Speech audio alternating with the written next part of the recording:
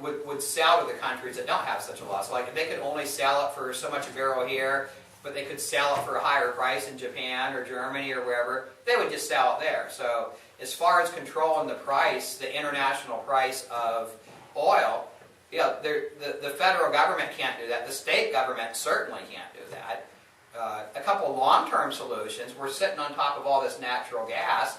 Natural gas costs about half as much as gasoline that's made out of oil. So if all of us had cars that ran on natural gas, we would only be paying about half as much as we are right now. So I think in the future, in the real near future, it's going to get pretty common to see cars that operate on natural gas rather than oil. Everybody knows that the natural gas industry is doing very well, right here in Pennsylvania, and there's going to be more and more drilling activity, taking place over the next few years. So I could definitely see, right now, there's a few natural gas vehicles out there, but there's not really very many places where you can fill them up and stuff, and there's not, that many places that know how to do the conversions, but that'll come with time. And I think, I'm just guessing here, but 10 years from now, half the vehicles out there might be natural gas. Yes? I have a question concerning Social Security and Medicare. It may not reflect to the state government, this may be federal, but why do we continue to get these letters from different senators, representatives, whatever, wanting us to donate money to help them preserve Social Security and Medicare? Like our that is a federal program. I'm in the State House of Representatives. That'd be a better question to ask, Congressman Thompson, since that's a federal question. As far as the whole Social Security system, that is one of the biggest parts of the federal budget, I know. Medicare and Social Security, those two things combined, it's something like a third of the entire federal budget or something like that. So it's definitely a very important program. And it's definitely important that that program, changes are probably going to have to be made to it to keep it solvent, because it would be terrible if the day ever came where they wouldn't be able to send out checks every month. And that's what's going to happen. 20 years from now, nobody knows how they're going to send out checks because they're going to be broke. There's not enough money coming in. So they're going to have to do something with that. But that's a thing that they're going to have to handle in Washington, not in Harrisburg. Somebody else had a question over here, I think. Yes? Put liquor in regular stores. Isn't that going to make it more convenient for younger people to get it? That's possible. Now, that's how they do it in 48 other states. When you look at the statistics, it doesn't really bear that out. When you look at statistics such as underage drinking, arrests, and accidents caused by DUI and underage alcohol poisoning, when you look at the statistics, there's not really any difference between states like Pennsylvania or states that have a free market distribution system. You would think it would be the other way around. You would think that states that have tighter control would have less DUI, less underage drinking, less alcohol poisoning, but the statistics don't really bear that out. Anytime kids want, beer or, hard liquor, they get it. I mean, if you went to any college campus and went through the dorms, most of those dorm rooms have that stuff in them. It's just, I'm not saying it's right, I'm not saying it's wrong, it's just how it is. Is Utah the other state that doesn't? I think so. I think it's Utah. I can't believe that we have that in Pennsylvania. I know. It's just hard to believe. Tourism is a very important business here in Pennsylvania. What happens, people come in from out of state and they might check in at their hotel and they see a Sheetz or a Country Fair. So they go over to maybe get a 6-pack of beer or get a bottle of wine that they can enjoy in the hotel room. And then they ask the sales clerk, where's the beer? Where's the wine? And they say, well, if you want beer, you have to go down the street, turn to right.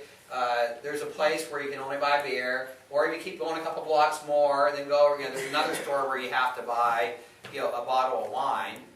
And now if you want a 6-pack of beer, that beer store isn't allowed to sell it to you. They can only sell cases. So you have to go to a bar that sells, 6-packs. So you can buy a 6-pack there. But if you buy the 6-pack there, you can't drink one of them there. You have to leave the bar with the whole 6-pack. Now if you want to drink it, I mean, it's just completely ridiculous. Yeah, it is. It is. And plus it comes down to the government doesn't need to be in that business. I mean, there's a question in the back. Oh, I thought I saw a hand. Oh, okay. Well, don't do that at an auction if you buy something. If you're at an auction and you go like this, you might have just bought an old living room set of furniture or something. But yes. I have a question about the schools. I don't Yeah. know if you guys have anything to do with this, but the high school, I come from Chicago. I lived there 31 years. I worked in a school that had 4,000 kids. And we had an officer there at all times because we had a lot of gangs and a lot of problems. And when he started, it cut down nearly 50% of the problems we had. Is there anything in this school here that is provided by the police or by the city that protects our kids? And also, are there any detectors in school? As far as if a municipality, if the city of Titusville wanted to send a police officer to school, they can. I don't think they do. I don't think they have the manpower to do that. Now, my kids go to school over in Townville, Maplewood, and they don't have local police over there. I know some schools do have armed security guards. That's something schools can choose to do. Most schools don't. I think you see that more in the bigger cities. My wife is from the Chicago area, and Now in Chicago, they just go out in the street and shoot each other. probably. Well, they have a- And now the governor has expressed an interest in maybe trying to find a little bit of state funding to help schools that want to do that. There's also legislation. Some people like it, some people don't, that would allow people, professionals at school to have guns at school. So you could have the principal could have, a gun, locked up in his desk or something like that. The theory being that the way it is right now, if somebody wants to go into a school and shoot a bunch of people, they know that there's no guns allowed. So it's like shooting fish in a barrel. I mean, there's not going to be, any fighting back. Whereas if some gunmen knew that some of the teachers might have guns locked in their desk drawers, the principal might have a gun locked in the office, somebody goes in there, there's going to be a pretty quick response. So something else to look at would be, right now there's not really a way for teachers to have things like pepper spray and tasers and things like that. There's non-lethal self-defensive weapons that can be utilized as well. And I think school districts know their school better than the state does. I think we should give school districts the option of any of those things they want to do. If some school has a retired police officer that's working at that school, why not let him have a gun? I mean, he has all the training and everything, but under current state law, if a retired police officer wanted to have a gun at school, they couldn't do it because you're not allowed to have guns at school. So we're going to be looking at all kinds of different issues. We want to make sure that our schools are safe for our kids. So it would depend upon the school, like if you wanted to have trained volunteer their time, it wouldn't cost anybody any money. Can individual schools do that? Well, it would be the people that work there, not just volunteers from the community. It would be the people that work there. So it would probably end up being the teachers that used to be in the military, that have that type of training, or if a teacher is a somebody that teaches hunter safety classes, that's an avid shooter and marksman, and so it'd probably end up being people like that.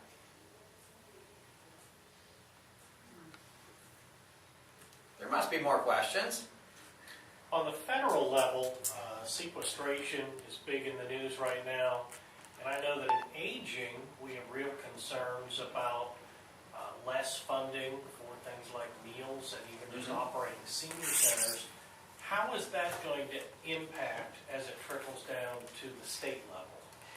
The state does get a lot of federal money, so it would have an impact.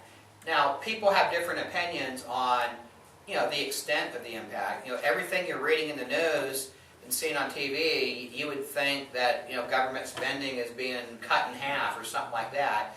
But it's about 2% of federal spending is all the money that's involved. So it's not that much.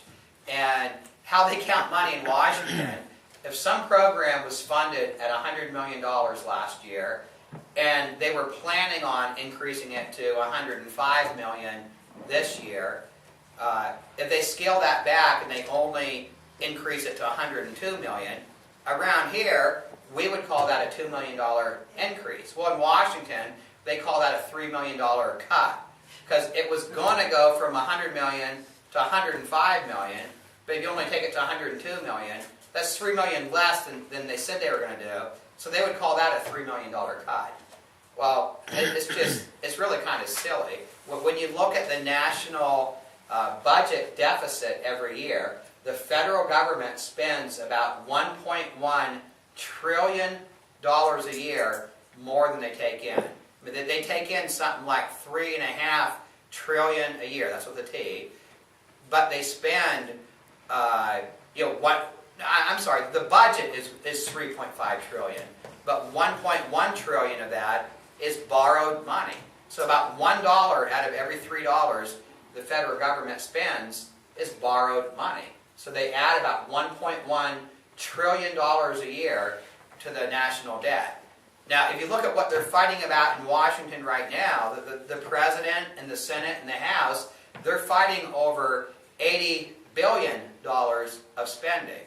Well, they're going to spend $1.1 trillion a year, or $1.1 trillion more than they have this year. So they're fighting over, maybe cutting that back by $80 billion, which they'd still have over $1 trillion of deficit spending this year. So they're fighting over less than 10% of the deficit spending. So even if they cut that $80 billion, the president, the Congress, if they all agreed on everything, and they all agreed to cut the same thing, they literally still have 90% of the budget deficit to deal with.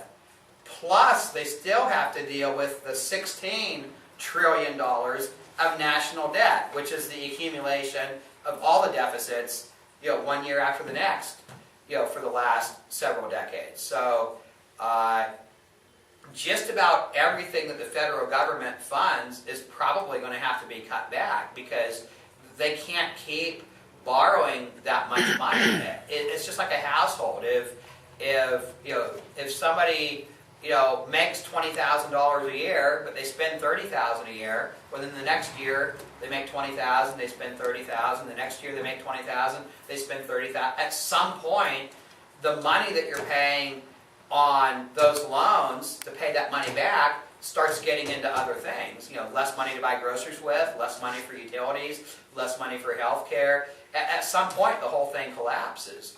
And so, basically, anything that's federally funded is going to be impacted. Now, one interesting thing, again, people have different levels of concern over how significant the cuts are. I read an article in the paper the other day that up in the city of Erie, the article said the Erie School District is bracing, for the cuts.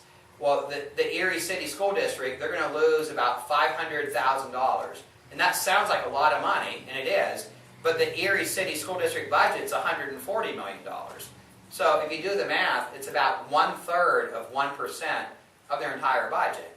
Now, probably everybody in this room has gone through situations where you only had 99.6% of your normal income, and you get through it. I mean, a lot of you have had situations where your income is cut in half, where, so I don't know, for a school district that has a $140 million budget, to say they're bracing for cuts, they're only going to have 99.66% of their normal budget, I don't think it's that severe. But yeah, basically everything that's funded with the federal government is going to have to scale back. Now, we get a lot of federal money, like at the state level. I said earlier, we spend about 25% of the general fund budget on the different medical programs. Well, we get an equal amount of money from the federal government. So now that isn't impacted by these cuts we're talking about now, but someday if the federal government starts cutting back on like medical assistance and stuff like that, that will have an impact on the state. How much do you think, have you heard how much less you would be getting here? We have not. How much do you get now of federal money? Well, we don't get any federal money directly because we're a subcontractor of active aging of Crawford County. Right. But like, have they ever told you of the money that you get from them? How much of that comes from the federal government? That I do not. Okay. And because it's probably, I would guess, isn't most of your money coming from lottery stuff? In Pennsylvania, we're very fortunate that most of the money for senior centers, for congregate meals, for senior transportation does come from the lottery. So we do have a leg up, I think, on other states, in my opinion. Because I know a lot of things, like schools, for example. The Titusville School District, they get about probably 60% of their funding, maybe 65% comes from the state. Another 30% of it comes from money they raise locally with the local school district property tax and the local earned income tax, and another 5% of the funding comes from the federal government. So even if 100% of the federal funding disappeared, they'd still have 95% of their budget. Now, with these cuts, they're just little cuts, like 5% or 10% cuts or something like that on most things. So just like the Erie City School District example. I mean, I'm just guessing here. Titusville School District, it's a lot smaller than the Erie City School District, obviously. So they might lose, $100,000 or something like that. Well, the budget for the Titusville School District is probably, I don't even know what it would be. It's probably, a $25 million budget. So they'd be missing $100,000 out of that. It's a lot of money, but in the whole scheme of things, it's not that much. Well, that national debt is piling up. We should all be willing to see a few cuts. Yeah, That national debt is scary. I think so. My kids are still little. My kids are in 3rd, 6th, and 7th grade, and it's kind of scary imagining what kind of future they're going to have, because everything that the government is able to do today, they're borrowing money to do. Now, someday when my kids get to be retirement age, it would be nice to think that there's going to be things like Social Security for them, but if they have to pay back all the debt from the money being spent now, and then every time the government, all these government programs borrowing all the money, I mean, right now, even if the federal government stopped borrowing money today, like say they had no budget deficit at all starting today, there's still that $16 trillion of debt. If they paid off, over the next 20 years, even with the low interest rates we have now, it'd be about $1 trillion a year to pay that off. Well, the whole federal budget's $3.5 trillion a year. So almost $1 out of every 3 would have to be used to pay it off in 20 years, and that's if they balance the budget today. I mean, that's how serious the problem is. And a lot of times, elected officials aren't good at saying no. They always want to say, yeah. Oh, you need money for this? Okay. Oh, you want money for that? Okay. And I get myself into hot water a little bit because sometimes I'm kind of outspoken about areas I think could be trimmed back on, and how cuts need to be made. But it does scare me, the amount of deficit spending. At the state level, I'd said earlier, we only spend what we have, with the exception of a little bit of borrowing for capital projects. I think there's a big difference between borrowing money to build a state hospital that's going to be there for the next 100 years. You finance that over a 20-year bond issue.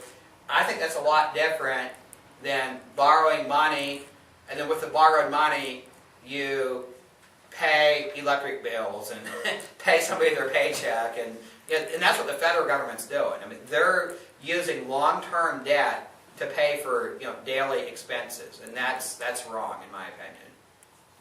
Does the federal government, all the congressmen and that, do they get a cut in their salary? I don't believe so. I know a lot of them have suggested that. There's actually, in the U.S. Constitution, there's actually an amendment. There's an amendment, I can't think exactly how it works, but they can't have a change in salary during the term that they got elected to. So it has to be after the next election. And it would be a good symbolic effort if they did that. It wouldn't really do anything. Just like at the state level, a lot of people, like we talked to before the meeting, we had legislation last year, it's going to come up again this year, to reduce the size of the Pennsylvania General Assembly. We have, That'd be wonderful. yeah, we have one of the largest ones in the country. We have 203 people in the state house. And if we cut that down, the legislation we had last session that I voted for, that I spoke in favor of, it would cut it down to 153. Well, that means that 25% of us wouldn't have a job anymore. Now, it would take several years to implement, but I'm okay with that because I know it's good for Pennsylvania and it would save a lot of money. Now, in the whole scheme of things, it wouldn't save that much money, but it all adds up. If every part of government saved just a little bit of money, all those little bits start adding up to be a lot, after a while. And so I hope we can get movement on that issue. If anybody's ever been on a church board before, or a fire department board, or a PTA, business meeting, you know how hard it is for 10 or 12 people to talk about an issue and make a decision. Imagine being in a room with 203 people and you have to reach consensus. I mean, it's really tough. And most states have a very small state house. I mean, they'll have 40, 50, 60 people, sometimes 100 people. And ours, in my opinion, is just way too big. Yes? You were talking about the lottery and perhaps that it was going to be sold to a company. If that were to happen, what company would that be and where would the company be at? It wouldn't be sold. It would be, parts of it would be privatized. They're calling it a private management agreement. So basically, a company would run the thing. And when they put bids out for that, they had 3 companies bid on it. It's kind of a complex thing. So they only had 3 companies that expressed an interest to bid on it. Well, with all the requirements that were in place, only one company actually bid on it. And I can't think of the name of the company, but it's located over in Great Britain someplace. So it's over in Europe. But the reason the other 2 companies didn't put in a formal bid, they have to put up so much collateral. They have to have bonding. They have to put money up just in case they don't reach their target, their profit targets. That company would have to pay the state the difference.